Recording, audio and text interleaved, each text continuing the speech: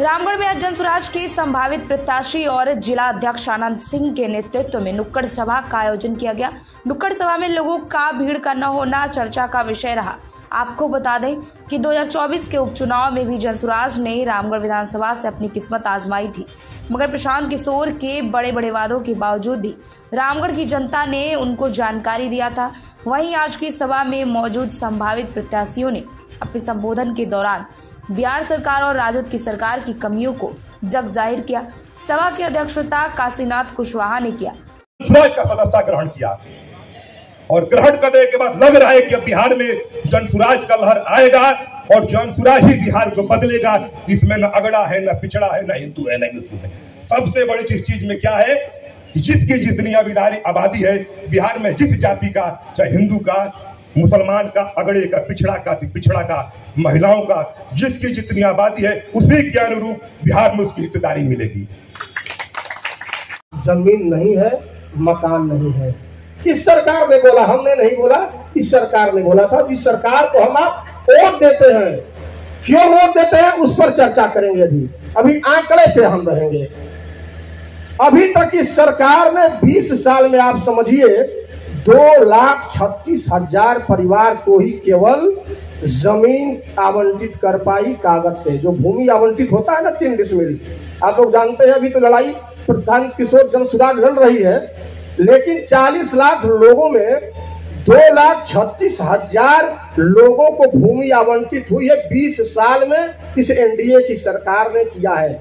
समझिएगा, भूमिहीन कितने लोग? 40 लाख लोग। जमीन कितनी आवंटित हुई? 2,36,000।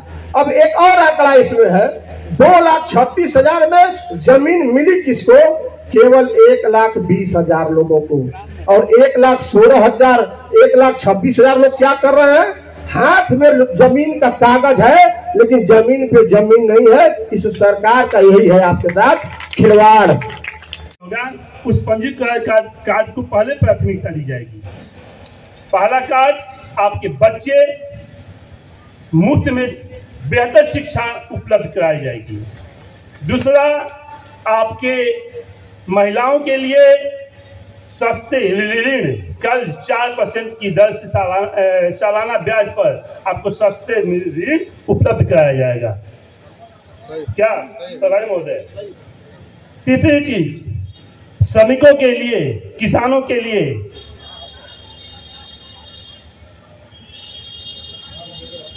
आपको श्रमिक मुफ्त मुहैया कराया जाएगा। ये किसानों के लिए बहुत बड़ी चीज है। जो आज 125 यूनिट की बात हो रही है, उसे कई गुना ये भारी है। जो श्रमिक एक दिन 400 रुपया आप किसान देते हैं, उसको मुफ्त में श्रमिक मिलेगा। ये इस कार्ड की व्यवस्था है। आप 125 यूनिट फ्री करके बिजली भी, अभी उसमें बहुत सस्पेंस है किसानों की, कैसे कैसे पैसे कटेंगे, व्यापारियों के पैसे कैसे कटेंगे, आम लोगों की 125 यूनिट देने के बदले में क्या मिलेगा, उसको कहां से पैसा कितना कटेगा, ये अभी तय नहीं किया गया, लेकिन कह दिया 125 यूनिट आपको फ्री दिया जाएगा। तो आप अपने जहां कैंप लगता है जनसुराज का, वहां आप लोग बढ़ चढ़कर हिस्सेदारी लीजिए, अपना कार्ड बनवाइए। अगर कार्ड बनवाने में पीछे रह गए तो फिर ब्लॉक में दौड़ना होगा, भ्रष्टाचार में सरकार को फिर से पैसा देना होगा। इससे दूर बचिए और जनसुराज के जितने भी साथी जाते हैं उनकी बात को सुनिए और उस कार्ड को आप बनवाइए, क्योंकि भविष्य में आने वाले नवंबर समय में आपकी सरकार बनने जा रही है। ये तय है, ये कोई नहीं रोक सकता।